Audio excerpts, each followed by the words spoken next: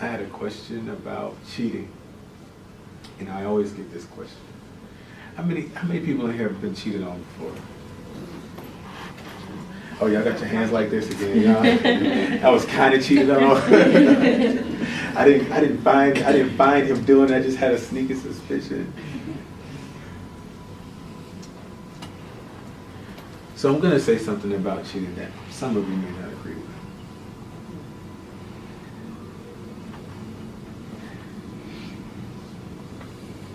First of all, the club of cheating is not exclusive to men.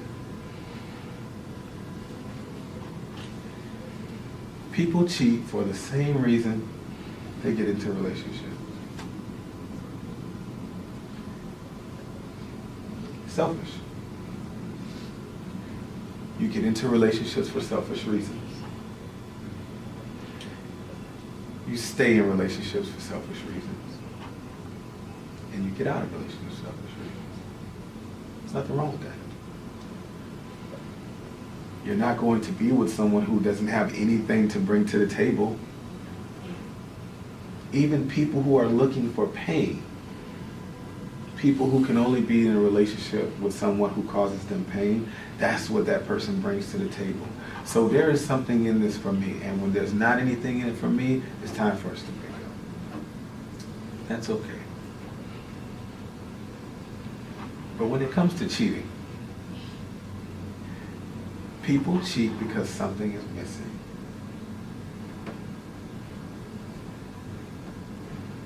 Maybe it's missing in the relationship. Maybe it's something that they have not found in you. Or maybe it's something that's just missing in them. Now, I always think about a test. We don't cheat on tests when we have all the answers. That would be stupid. It wouldn't make any sense. But when we want to pass the class, it sounds kind of tempting because I want to remain in the class, I want to pass, so I'm going to risk cheating. Something's missing. So you're with someone, something's missing, he or she decides to go out and get it somewhere else. Now, if you've ever been cheated on, you know this hurts. We take it personal. We feel betrayed, we feel hurt. It's hurt on top of hurt when we've been cheated on and lied to. And then, of course, you get all of the I'm sorry's, all that stuff. And that person may be sorry. Even when people cheat, most times they feel remorseful when they're doing it. And that's just the truth of the matter. If you've ever done it yourselves, you know it's not something that you really want to do, but people don't really leave relationships for sex. They just get it outside and come back home, which is very selfish.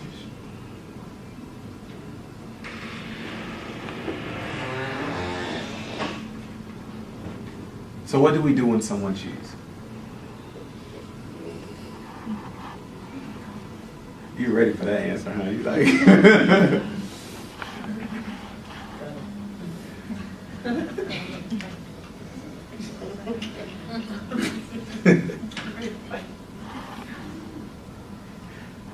The first thing you need to do is know whether or not you're going or staying. The worst thing you can do, and since it's all ladies here, the worst thing that you can do, ladies, is to tell a man that you're going to go and stay.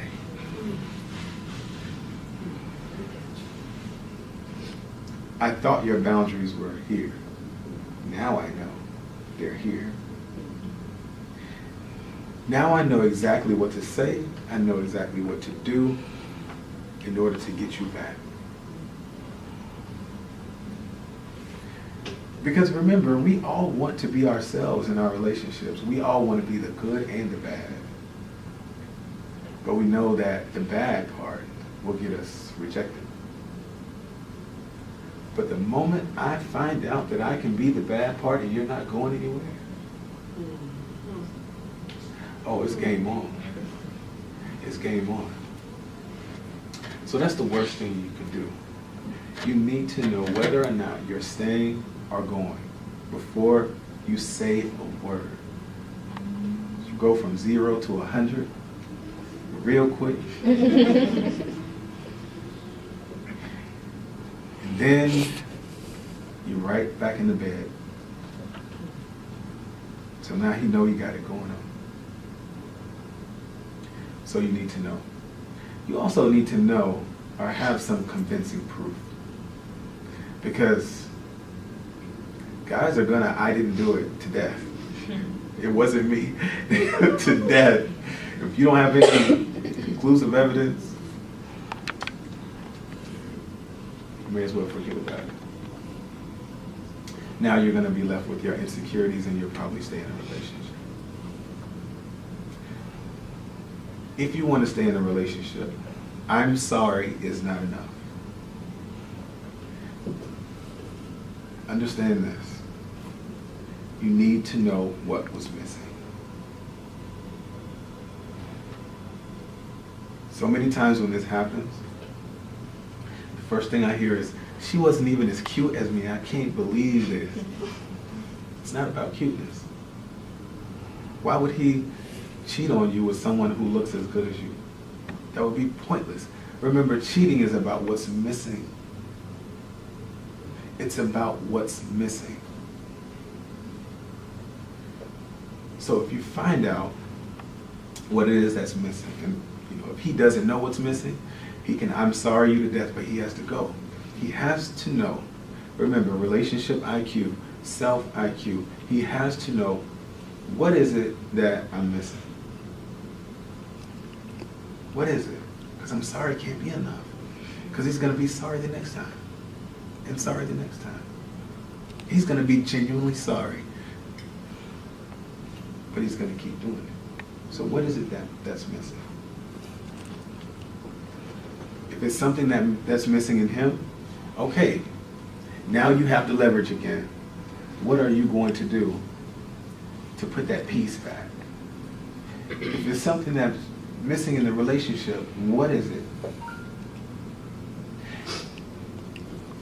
And be honest with yourselves about if you can feel in that peace together. If you're bold enough to say that it's something missing in you, listen. What is it exactly? What is it? What is it? And when he tells you, you can either put it in the BS category, or you can say, that's something that I can work on. Now, it doesn't mean that everything goes back to, no, he got to pay. He got to work his way back in. But that's what a relationship is. Especially when you're not married. I'm just going to give y'all some truth here. When I talk to the college campuses, we do this thing called man versus penis. Where the man wants one thing, but the penis is like, I didn't say I do, you did. And so they struggle with this inside themselves. We can't expect day one boyfriends. You can't hold them to the same standards as a husband. A lot of times they really just have not developed. I'm not excusing them, but we can't control them. We can only control ourselves. So in taking responsibility for ourselves, our hearts, our relationships, our dating lives, the standard is, in order for us to move forward, we have to be educated about ourselves, about what we don't have, what we don't have. We have to be responsible. And we have to work on this thing together. It's not a one-person show. You don't want to put someone on your back and carry them, especially while they're hurting you.